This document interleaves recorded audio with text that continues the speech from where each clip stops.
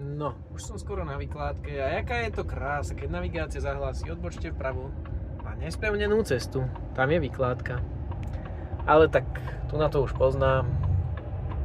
Párkrát som tu už bol. Je tu síce 20-ka, ako sa píše na značke, ktorú nie je vidno cez spätné zrkadlo. Ale 20 tu rozhodne nepôjdem. Výhoda Volva.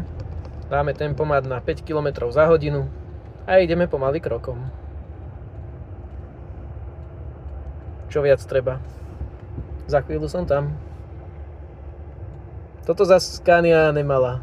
Keď nad tým tak rozmýšľam, neviem, aká mala Scania, akože akú mala minimálnu rýchlosť tempomatu, ale nebudem to tu rozhodne trápiť na takejto ceste vyššou rýchlosťou. A toto je také fajn. Za mnou nikoho, tak môžem tu ísť pekne krokom.